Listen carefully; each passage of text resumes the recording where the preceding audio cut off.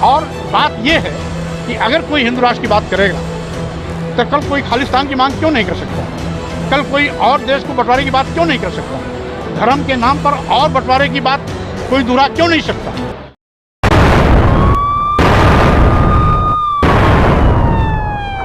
नमस्कार, आप देखना शुरू कर चुके हैं क्राइम रिपोर्ट सर्च। खबर रायबरेली से।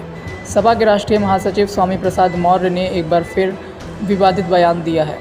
बीपी मंडल की जयंती के मौके पर जातिगत जनगणना गोष्ठी में शामिल होने एक दिवसीय दौरे पर रायबरेली पहुंचे थे, जहां भारत को बागेश्वर बाबा के हिंदू राष्ट्र बनाने वाले बार बार दिए जा रहे वक्तव्य पर प्रतिक्रिया देते हुए उन्होंने कहा, अगर हिंदू राष्ट्र हो सकता है तो खालिस्तान क्यों नहीं। इसी तरह अन्य धर्मों के नाम पर भी देश का बंटवारा होगा। उन्होंने कहा कि इसलिए मुश्किल से मिली स्वतंत्रता को बचाते हुए संविधान के अनुसार पंथ निरपेक्ष राष्ट्र बना रहना चाहिए। इस दौरान स्वामी प्रसाद ने भाजपा को जमकर कोसते हुए कहा कि यह सरकार नौजवान और किसान के लिए कुछ नहीं कर रही है। डबल इंजन की सरकार देश के नौकरी देने वाले संस्थानों को अडानी और अंबानी को बेचकर उन्हें मोटा बना रही है। अब आज तक भारत कभी हिंदू राष्ट्र था ही नहीं।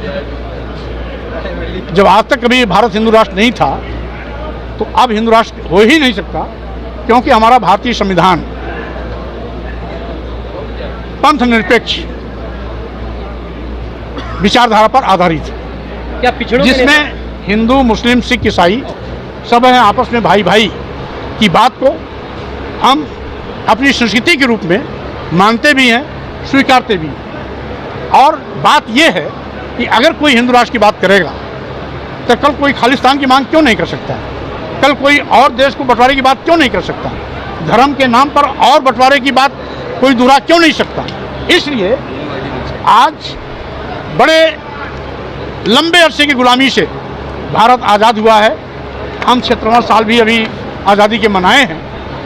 यह सालों साल हजारों साल तक ये दौर चलता रहे, इसलिए देश को बांटने की साजिश करने वालों से हम सबको सावधान रहना चाहिए। इन आरोपों को खारिज नहीं किया जा सकता कि सनातन धर्म पर आप लगातार बोलते हैं, इस्लाम धर्म पर एक शब्द नहीं।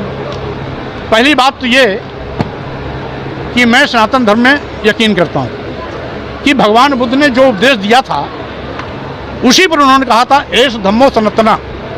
भगवान बुद्ध का कहा हुआ बात ही सनातन है, और अगर कोई दूसरा उसे मानता है तो मैं उसका स्वागत करता हूँ, मैं उसका विरोध नहीं करता हूँ, क्योंकि सनातन धर्म, सनातन बात, सनातन उपदेश वो सब भगवान बुद्ध के दिए हुए हैं। 2024 के चुनाव आ रहा है, इसको लेकर के क्या रहेगा समाजवादी पार्टी का? देखिए, जिस तरीके से आज डबल इंजन की सरकार सभी मुद्दों पर पूरी तरह फेल हो चुकी है। जब से भाजपा की सरकार आई है, देश का नौजवान बेरोजगार हो गया, बेरोजगारी का त्रासदी झेल रहा है, सरकारी नौकरियां गायब हो गई हैं, भूले चूके कभी कोई नौकरी आई भी तो भ्रष्टाचार की बलवेदी चढ़ गई, महंगाई से जनता की कमर टूट गई। आज किसानों को लाभकारी मूल्य दिलाने का वादा करने वाली भाजपा सरकार लाभकारी मूल्य तो नहीं दिला पाई। जब किसानों का उत्पाद पैदा होता है तो क्रय केंद्र नाराज हो जाते हैं, मजबूरी में बिचौलियों के माध्यम से उसको औने पौने दामों में अपने उपज को बेचना पड़ता है। छुट्टा जानवरों का आतंक अलग से है, 100 200 की झुंड में आते हैं, किसानों की फसल चल के बराबर कर देते हैं। और अब तो एक तीसरा भी आतंक छुट्टा जानवरों से आ गया। अब उनके मारने से रोज कहीं न कोई मौतें होती हैं। हर प्रतिदिन प्रदेश में 10 से लेकर के 15-20 मौतें केवल सांडों के मारने से हो रही हैं। उनके आपस में लड़ने और मोटरसाइकिल या गाड़ियां टकराने से हो रही हैं। तो स्वाभाविक रूप से ये दुखद है, इस पर सरकार का कोई नियंत्रण नहीं है। यही नहीं, जिन लोगों ने भाजपा की सरकार बनाई थी, ऐसे छोटे छोटे व्यापारी, लघु व्यापारी, मध्यम व्यापारी, वो भी अभी तक तो जीएसटी के शिकार होते थे, अब जीएसटी से संबंधित मामले को ईडी को सौंप कर उनके भी लूट का रास्ता भाजपा ने प्रशस्त कर दिया है। तीसरी चीज, एक अभी सबसे बड़ा महत्वपूर्ण है, ये पहली सरकार है, ये पहली ऐसी असफल सरकार है जो देश की संपत्ति को, सरकारी विभाग को उद्योगपतियों के हाथ में बेच रही है। देश के सारे बंदरगाह बेच दिए गए, एयरपोर्ट बेच दिया गया, एयर इंडिया बेच दिया गया, सारे रेलवे स्टेशन बेच दिए गए, यहाँ तक कि कई दर्जन ट्रेनें बेच दी गई, LIC जैसी बड़ी संस्था बेच दी गई।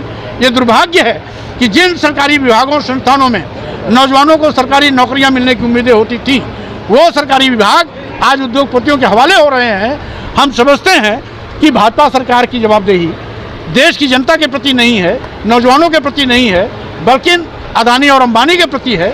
इसलिए सारा माल देश का लूट करके अदानी और अंबानी को मोटा करने के लिए किया जा रहा है।